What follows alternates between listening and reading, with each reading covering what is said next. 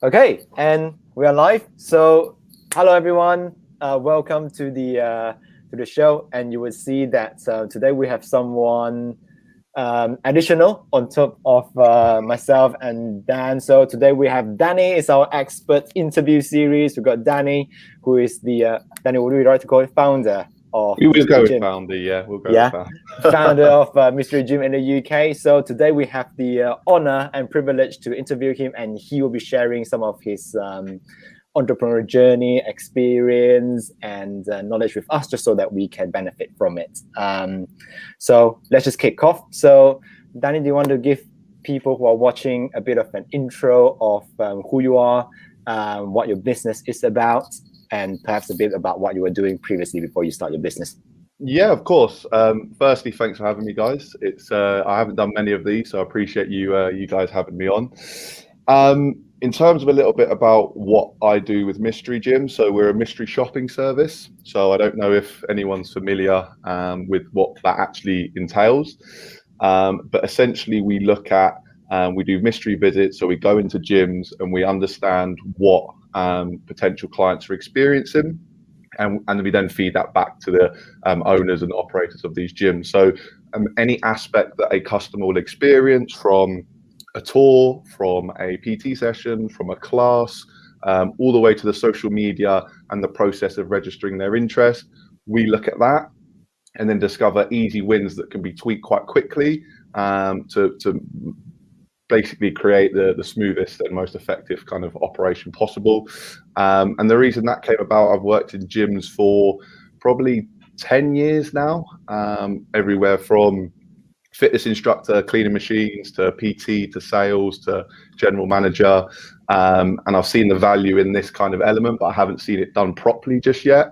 And that's kind of how the whole niche and idea came about, essentially. So essentially, you found some deficiencies in the industry, and Yeah. you decided to leverage this knowledge.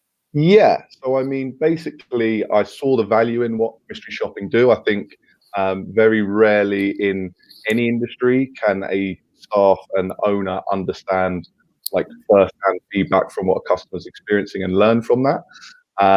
So I've used mystery shoppers in gyms that I've run before. I've seen the value, but I just don't think they've nailed it just right. There's various different little things I thought, or maybe that would work, and maybe that would work, and that's where the kind of niche arrived from. And that's my passion. Gyms my passion. I love working with gyms, for gyms, and that's where the kind of idea came. It was an idea I had probably 3 or 4 years ago now. It was just written on the drafts of my emails, left it there for a couple of years, didn't quite have the experience, maybe confidence to just go, right, I'm going to go for it.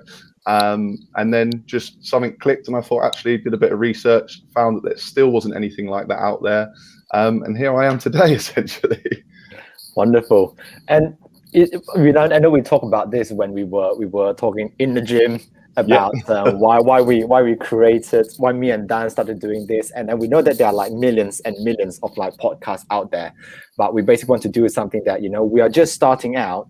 We wanted to also find people who are also just starting out, and then just see, what, we actually don't need to learn from people who are way advanced from us. Obviously, there is benefits of experts, etc., but actually sometimes they can't really directly relate to what we are doing or the struggles we're going through now. So for you, you're exactly in kind of the same place, right? So you started to like go into this new world of building your business. So what would you say is like a challenge for you now that you decided to take this path, and what are the steps that you're doing to overcome them?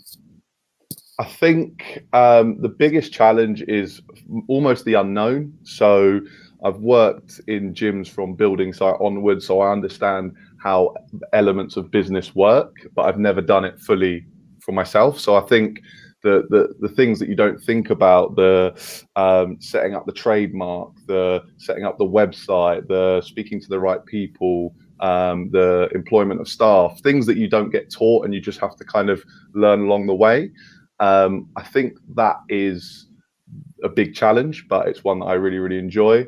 Overcoming things, speaking to people, learning from people, researching, testing.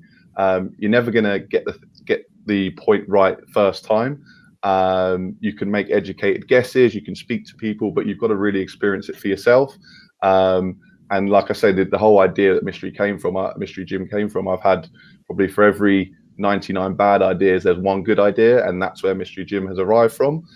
So it's just sticking with that, and then kind of creating a ethos, a niche, an idea of where you want to go. But of course, you've just got to be adaptable as well, because certain things along the way you'll learn that people don't teach you. So different parts of my business has adapted along the way, and they've adapted for the better. So that's kind of where I'm at with it at the minute. Brilliant. That's really good. I think when you say something like, you said you started it, and then there are bits that you like doing it, you enjoy it. I'm going to be a bit human and ask this: what is the bit that you hate most in starting a business now? I think it's so the thing that I enjoy is obviously speaking to owners of gyms, helping them, and kind of that element. Anything that's customer facing, doing these visits, speaking to owners, I love. Things I dislike doing, it's probably the things that every owner of a business. So things like tax returns, things like all the tick boxes that you have to go through. I can see Dan nodding. He's like, yeah, that's certainly me as well. So I think that's kind of the main thing, that there's parts that you have to do, and there's parts that you aren't kind of been held accountable for. So if you're lead generation, reaching out to new gyms, no one's going to say, Danny, you didn't do that today, so this is what's going to happen. Only you can kind of hold yourself accountable. But I think the background elements of the boring stuff is the bit that you need it to be ticking over, but that's the bit you just want to get back into the juicy bit and going into the gyms and speaking to owners, etc. I just wanted to ask you something before we move on with our planned questions. I just had one question in my head about was there anything let's say surprising about becoming an entrepreneur? So maybe before becoming an entrepreneur, you were observing it from other perspective, and you were thinking that certain task was extremely hard and it turned out relatively easy, or maybe the other way around. You thought that you thought before that this is extremely easy, but then it turned out to be quite challenging. Yeah, I think to sort of answer that question, I think it's a big scary world out there. So everyone kind of has this perception, like, because if you'd asked me 3 or 4 years ago, I wouldn't have wanted to own my own business. I wouldn't have wanted that responsibility. I was happily being a cog elsewhere, earning my money there, going home, falling asleep, and not worrying about anything else. And I think there's this perception that it is kind of the big, bad, scary element of it, and there's so much you can do. There's so much that needs to be done. But I think it's the other way. I think it is a lot easier, and I use easier. It is time consuming. But it's achievable. So I think it took me 3-4 years to make the step, and I don't know why I was waiting. I don't know if it was experience, finances, or just not having the confidence to do it. But actually now that I have done it and I am rolling with it and it's moving quite quickly, it's kind of, oh wow, what was the big worry about? Why did I wait so long? So yeah, I would say I think there's the perception that it is, of course, it can be difficult, but I think people are kind of a little bit hesitant to take the leap. If they've done their research, if they've got the confidence in what they're offering, then I just say, like, go for it and try it out and see what happens, rather than thinking sort of what if. But at the same time, you said that you could have started like 3 or 4 years earlier, right? So yeah. So it leads us to this famous thing about that something done is better than perfect. So you spend some time on preparation that you could have just taken action and learn through experience, right? Yeah.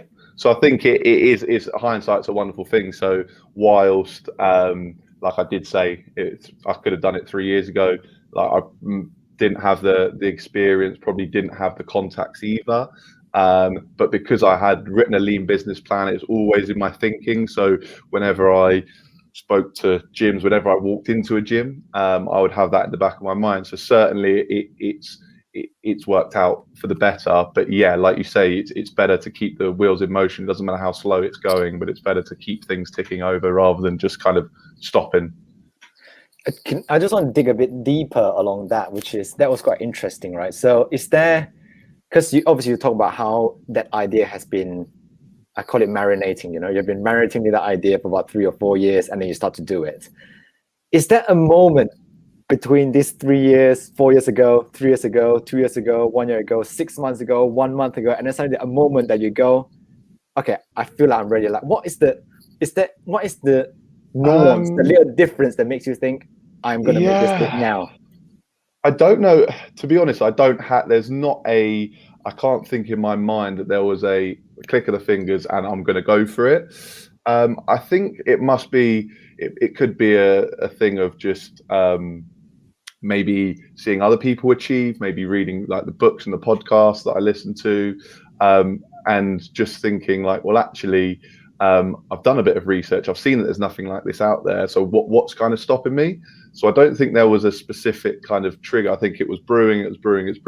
You could say at the start of COVID, when you start to reevaluate, which is when the first lockdown was when it really sort of started to take off.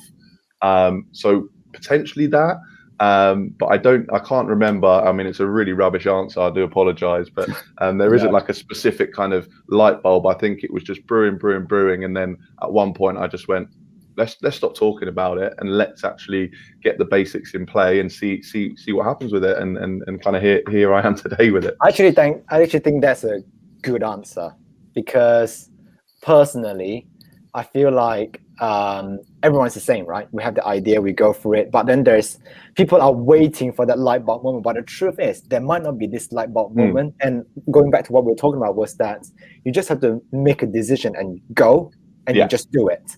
There's no, oh, I don't feel like it. Oh, I don't think it's the right time yet. Like, I just feel like something is not, like, all this feeling and whatever, it doesn't exist. It would never happen. If you're waiting, you'll be waiting forever.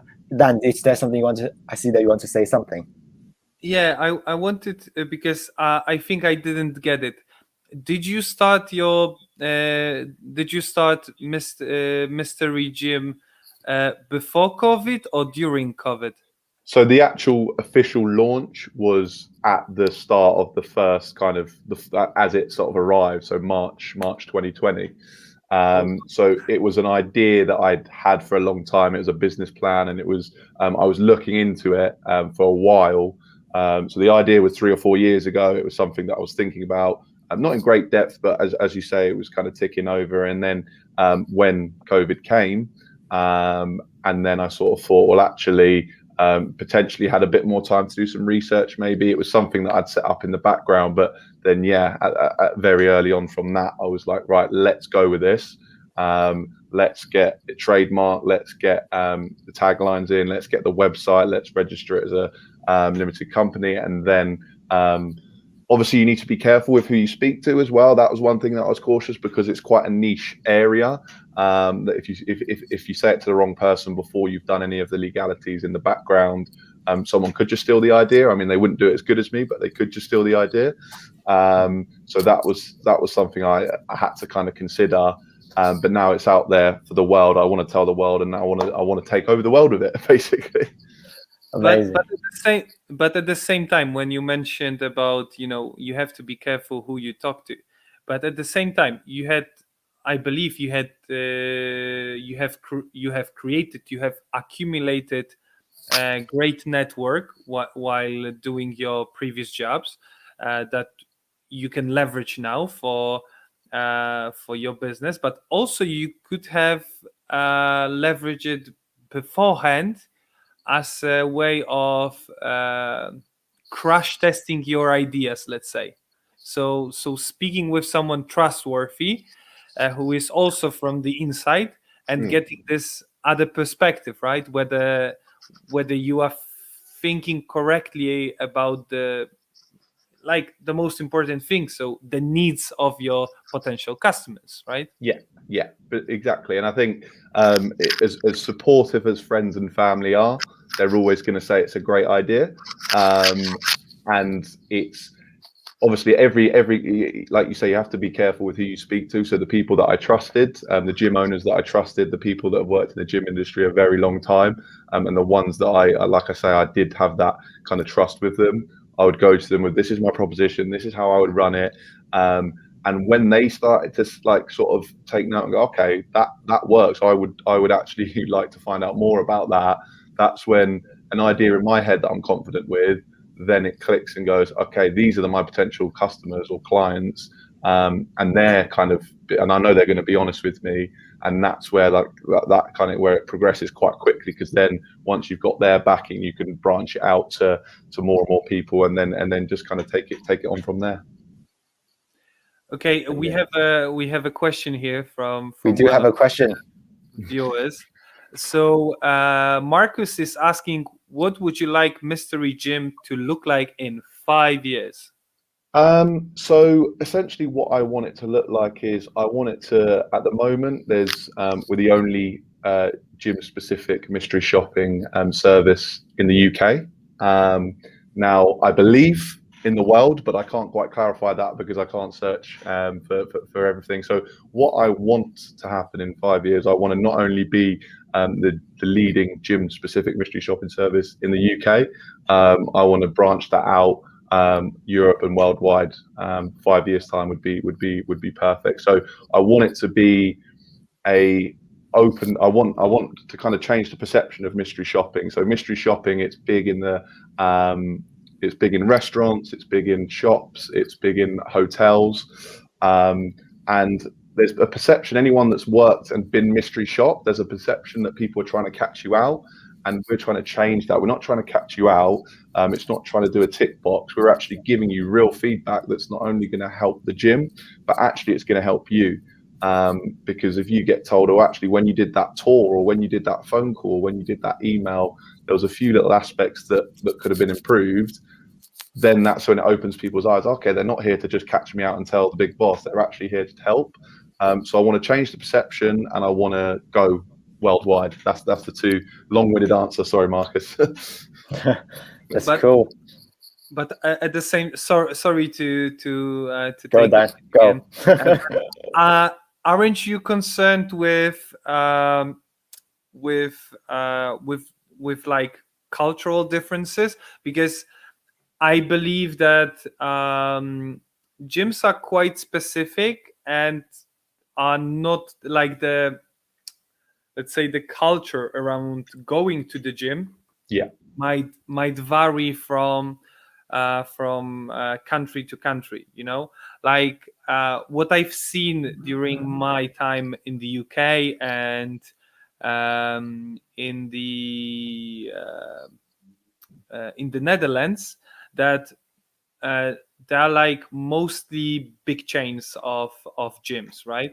And for example, in Poland, we have few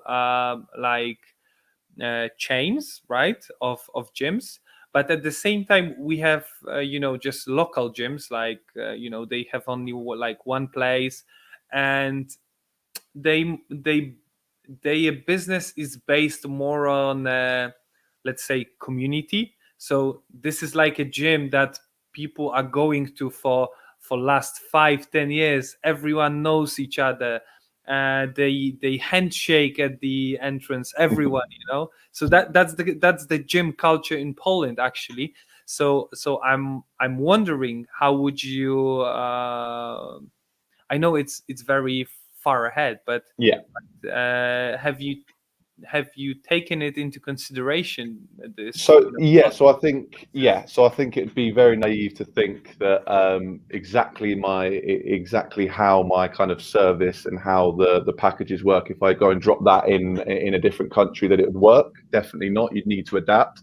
I think the fundamentals would stay the same. So I think what we're looking for. So in the UK, there are actually a lot of independent gyms, whilst the more popular ones, I mean, the gym that I've been running, that's in the last 2 gyms actually. So there are differences. So with the bigger chains, That's more of a kind of generic when you report back to head office and you give them the details, and they want to just check that things are the service that they're promising their customers is being matched. Whereas with independent gyms, they're of a smaller team, and they don't often have the expertise or the kind of guidance with actually not only they don't even know what a tour looks like. So there's definitely different kind of, you've got to adapt to different kind of types of gym. But yeah, you need to understand what each kind of gym is. You need to understand different countries, different cultures, how they work. Like you say with yourself in Poland, where it's a very community based. We could still look at what their tour's like. We could still look at their social media. We could still look at what are they doing to bring in, if they've got such a great community, how are they bringing more of that? So friends and family, how can we? So it's all little easy wins, and that could be for anything that a potential customer sees. And our tagline is, what is feedback without solutions? So mystery shoppers, they give you feedback, they tell you what was right or wrong with a service, but they don't sit down with you and go, this is the strategy I want you to implement. For two reasons: it takes them too much time, but they're not gym experts, they're mystery shopping experts. So that's where we're kind of a little bit different, where we focus only on gyms. So we can sit down with you, this is what we found in the last 3 months, and this is what we recommend. We're going to give you 3 easy wins. This is what you implement, and then it's an ongoing partnership. So yeah, I think you definitely have to adapt it in different cultures, but I think fundamentally you can keep the same kind of aspects of each kind of package that you offer. Cool. Okay. We actually have another question from another audience. Reese asked, what is your biggest obstacles you've encountered so far and what you've done to overcome them? We've actually kind of addressed it in the beginning, Reese, so feel free, when this finished later, go back, rewind. But super appreciate your question. So I think let's tweak this a little bit, right? Sorry, Danny. Now questions off the tangent is now firing at you. So no worries. I think let's tweak it, right? Let's go. What do you think is an obstacle that every business would face? And what would you suggest people, or what are the ways that you have used to overcome them? So regardless of which niche, regardless of which industry you're in, there's always like 1 or 2 pieces of challenges that is almost like, let's say, inevitable, unavoidable. So what would you say 1 or 2 those are? And how would you recommend, or what was your way of overcoming them?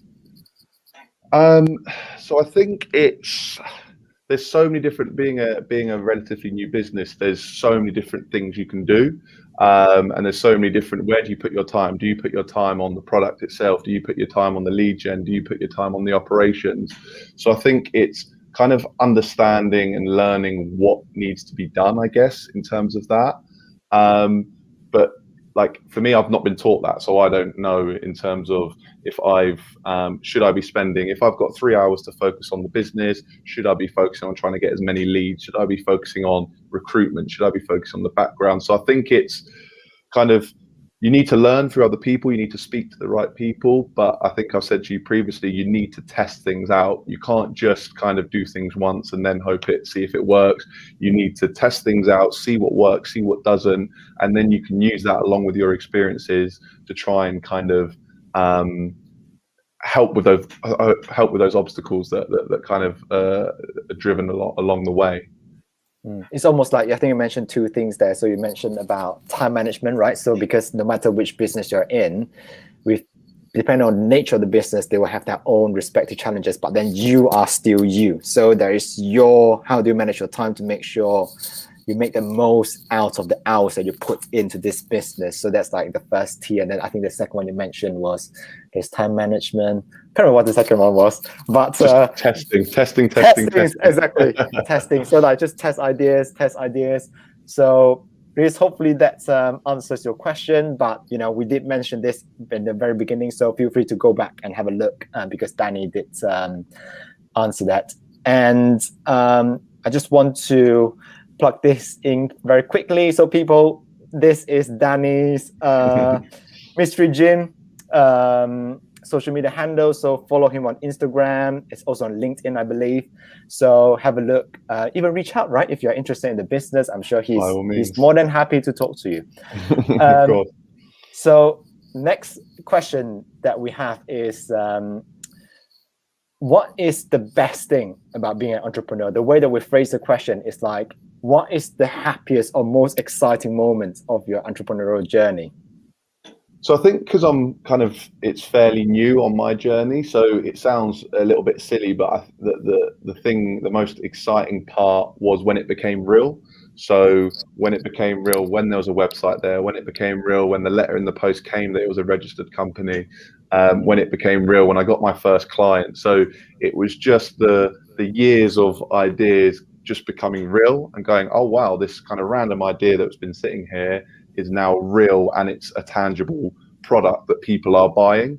I think that is like the most exciting thing when that happens, and you're like, wow, this is just something I want to grow and improve on. Wonderful. I want to ask you something, and also drop in, some insight from my entrepreneurial journey.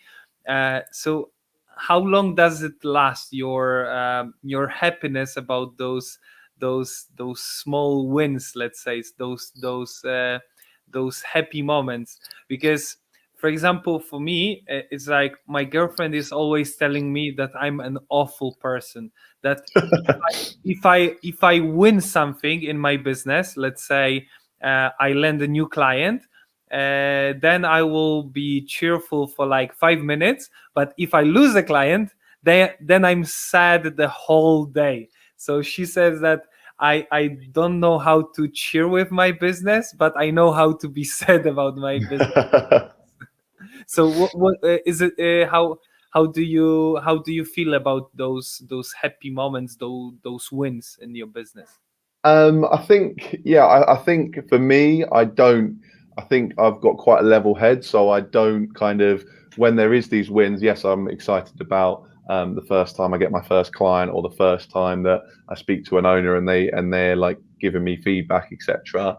But likewise, if something bad happens, like for example, I don't know, if a product that I try doesn't work, or if I reached out to someone, I didn't get the client, I don't dwell on it. I kind of both sides of the spectrum. If I do good, if I do bad, I try and just keep a level head and go, right, this is what I've learned, this is what I'm going to do next time, and kind of go from there. So there's definitely big successes and big kind of upsets, like you say. But for myself, I think it's in everything that I've done. Like sort of friends and family will say I'm very horizontal. I'm very kind of relaxed and chilled. But I think it's just all about like learning and understanding. Okay, if something did go bad, fine, it's going to happen. But what have I learned from that, and how can I then use that for the next time this client comes around and ask the same question? So I think it's both ways, trying to keep it kind of a fair balance. But I know people that are like yourself and the other way as well. They get super high on the goods, and then not so bad on the bad. So I think it's just kind of down to personal kind of like personality and experience, really. Okay, cool. Yeah. Right. So if planned for the second last question is, what is a lesson you have learned from running a business that is also applicable in your own personal life? So I think the lesson that I've learned is, and it's probably going to be a really boring answer, but it's speak to people. And what I mean by that, I don't mean, by all means, you can walk across someone on the street and have a chat. But what I mean is an example of this with myself and you, Zayne. We had a chat, and here we are doing this. So I've learned that coming across people in different industries with with like-minded people that actually want to kind of talk about their business, talk about what's gone well, what's gone so well.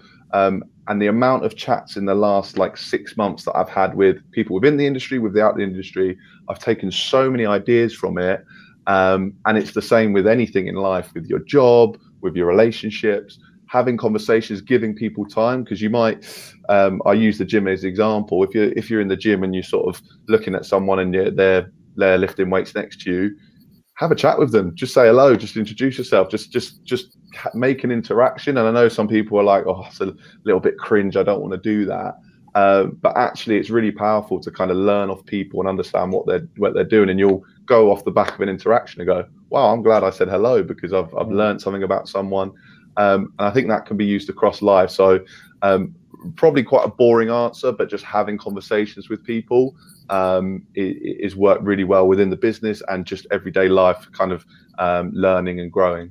So building relationships, right? Yeah, by all means, and not for a reason. So the LinkedIn world is kind of people reach out because it's a sort of cheap and easy sales tool, but that's not what I mean. I mean actually just having a chat with people, getting their ideas, and building connections and building relationships, because you'll learn off people. It's not going to be in a textbook. It's not going to be something that you can pick up clicking your fingers. And that's kind of what is stood out for me in the last 6 months, just speaking to people that are interested in business, interested in learning, and you can take little points away from each other. No, I think that's a very interesting thing, right? Because from what I see, like a lot of like gurus or experts, when they talk about business, sometimes they take it with a pinch of salt. But I think a lot of the common thing they talk about is that people don't buy products or services just because your products or services are amazing. Sometimes they buy things just because it's you.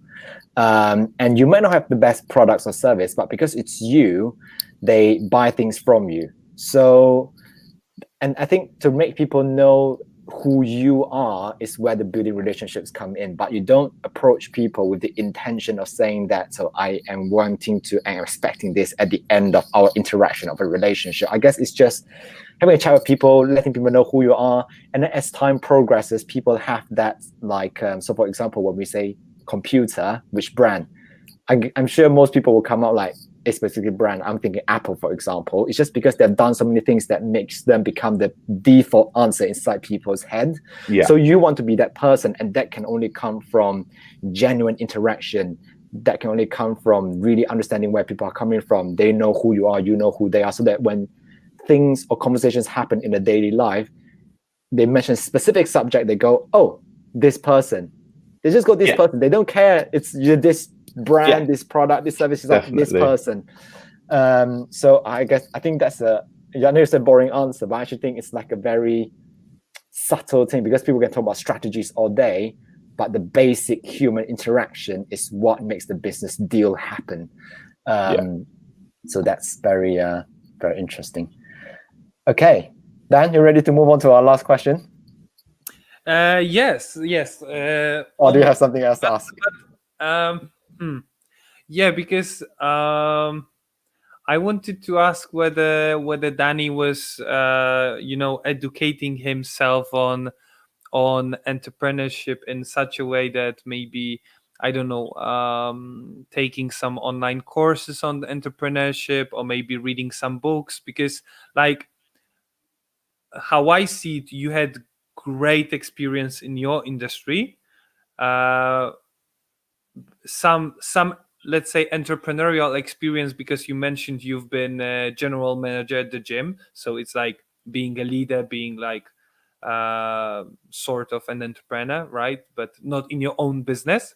So did you, let's say, supplement yourself with any entrepreneurial knowledge? So, I mean, my two things on that, so I haven't done any real courses on that, to be honest with you. Podcasts and books are how I kind of, is how kind of I'm really keen on. So all the kind of self-help books, so your Tim Ferriss's, for example, those sort of things are like really interesting to me, but not just standard of, this is about business. So it's all sorts of kind of informational books. I'm not a good reader of fiction, which some people don't quite understand, but it's not for me. So at the moment, I'm reading Why We Sleep, for example, and I'm sure you probably heard of it. Fascinating book. So I don't necessarily do courses, which, I mean, maybe I should, maybe I shouldn't. But in terms of like personal development, I do like to read. I do like to listen to different types of podcasts, mainly what people recommend, what I hear from people, and kind of off the back of that. So yeah, that's probably the main two where I kind of develop that kind of, and not just, I feel like you need to it's not just a box. You need to kind of expand all over, because gyms and this gym business is one thing, but actually you need to learn things that are transferable across the board, which is what I'm trying to implement kind of in everyday life as well. Cool. All right. Last but not least, what's one piece of advice, Danny, you would give to future entrepreneurs or people who are just starting out? So I think the main thing is that we're always kind of told, like as kids, like, oh, what do you want to be when you grow up? And there's this big pressure to really know what you should do or what you should be. I think that's like a big thing, that everyone kind of has this plan. So like anyone that's watching that knows me now, when I'm 12, 13, 14, the big dream, as most people of my age in England, was to be a footballer. Once you get to 16, 18 and you realize that's not it, you're kind of like, oh, right, what am I going to do now? And you kind of get rabbit holed into certain things. So my kind of advice would be, don't rush. Don't feel like you have to know what you want to be when you're 21. Yes, you still need to learn, develop, research, and kind of find a niche or something that you're passionate about. But don't get pressured to thinking, I need to know right this second. It could be 30, it could be 40, it could be 50 before the time actually what you've found works. Because for me, I was always into sports science. I did at both college and university. Then I got filtered into personal training, which I enjoyed, but it wasn't what I wanted to do as a career. It was something that I enjoyed as a hobby. I then went from there to a real sales job, as in kind of 200 cold calls a day, and target of 1 sale a month of high ticket things. So that was a real learning curve, but that wasn't me. PT wasn't me, sales wasn't me. And then I came into this kind of management operational role within a gym, and that's where Mystery Gym has come out all those years later. So it's kind of to say that, yes, be proactive, yes, learn, yes, develop, but don't be put off that you haven't found your niche or your area right this second, because it will come if you want it to. You've just got to kind of find the niche, have a bit of confidence with it, and then research and go with it. Ta-da! Recipe. I just wanted to add something on what just Dan said, because you mentioned about your previous experience in sales, and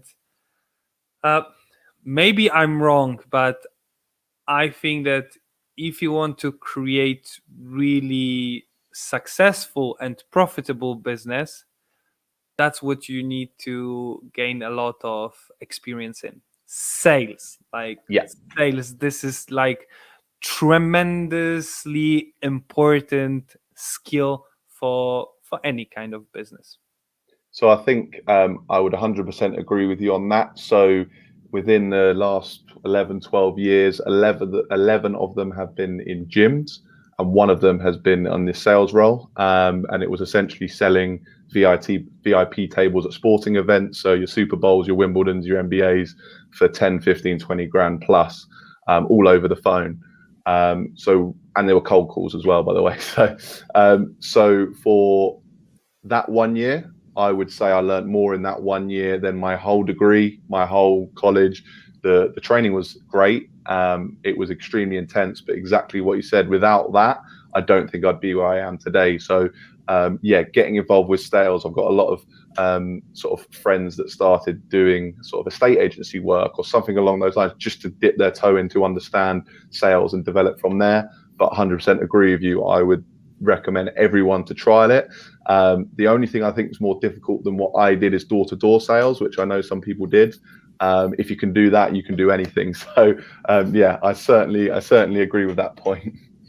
Yeah, cool. Dan, any final words? Or I know we've got two Dan, but Danny, we'll come to you later. Dan, any final words that you want to add in? Or me or Mystery Gym Dan? To finish, I hope that Chelsea will win tonight. Just to give a little bit of personal touch here. Of course. Thank you, Marcus. Marcus and Riz, thank you for commenting. When people get interaction, it's always good to see that, and then we hope that you have been able to get something out of it. And obviously, want to thank you, Danny, as well, for showing up for us. It's his first time doing it. It's amazing. It's great. So, last but not least, we're gonna do a little shameless plug. If you really like the show, you really have to subscribe. There, subscribe. And thumbs up. Like, leave a comment, share with your friends. Exactly. That's what we're here to do. And also, if you're interested to find out more about Danny's business, it's there. It's a strolling text that goes along the bottom of there. And want to thank you, Danny, again for coming to our show today. It's a very great pleasure to speak with you. And I'm sure I will see you in the gym. That's for sure. But yeah. So that's it, everybody. And have an amazing day. Have an amazing week. And we will see you next Wednesday. See you, everybody.